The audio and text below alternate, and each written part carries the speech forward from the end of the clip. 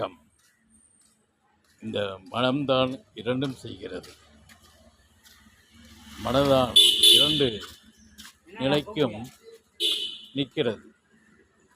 ஒரு நாணயத்துக்கு இரண்டு பக்கம் போல மனம் இரண்டு பக்கங்களையும் ஆஜராகிறது, நடத்துகிறது, செய்கிறது. ஒரு வழிப்போக்கன் ஒரு நடந்து சோர்வடைவும் பொழுதடைந்து போகவும் அந்த இருட்டில் ஒரு சுடுகாட்டில் படுத்துகிறான், சாஞ்சி விடுகிறான்.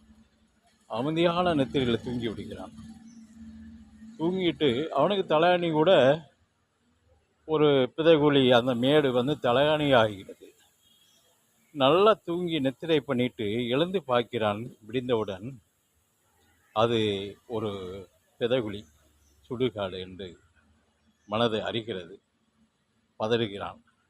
நாம் நல்லா தூங்கிட்டோம், ஆனால் இதுவரை படுத்திருந்தது சுடுகாட்டில படுத்திருக்கோண்டு மனது அப்புறம்தான் இவனுக்கு ஒப்பிக்கிறது.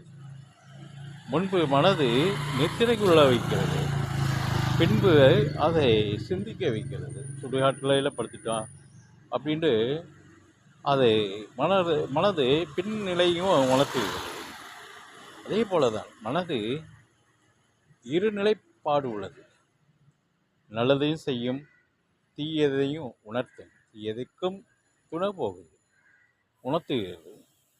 அதனால் மனதுதான் முக்கியம். மனதை நாம் தூக்கி சுமக்கக்கூடாது. அது அதுவாக நிற்கும். மனது நிலையே நாம் அதை இப்படித்தான் இருக்கணும், அப்படித்தான் இருக்கணும் ஒரு கோடு போட்டுக்கணும்னா, அந்த ஒரு வட்டத்தில் தான் இருக்கணும்னா அது மீறும். அது சில நிலையிலே இப்படிப்பட்ட சிரமத்தை உண்டாக்கும். அது போக்கில் விட்டுவிட வேண்டும். ஆனால் மனது இரண்டு வேளைக்கும் செய்யக்கூடிய ஒரு நிலை உள்ள ஒரு ஆத்ம நிலையே அந்த மனதுதான் ஏற்படுத்திக்கிறது. மனது இல்லாமல் எதுவுமே இல்லை. துணை போவதும் மனதுதான், நல்லது செய்வதும் மனதுதான், மற்றதுக்கு துணை போவதும் மனதாகத்தான் இருக்கிறது. மனது இல்லாமல் நாம் இல்லை. ஆனால் மனது செம்மைப்பாடு ஆகும்போது காரியங்கள் முட்டுவதில்லை.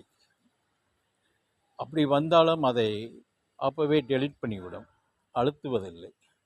அதனால் மனது நிலையை ஒரு டெலீட் பண்ணக்கூடிய ஒரு நிலையாகவே வைத்துக்கொண்டு அழுத்தம் கொடுக்காம நாம் மனதோடு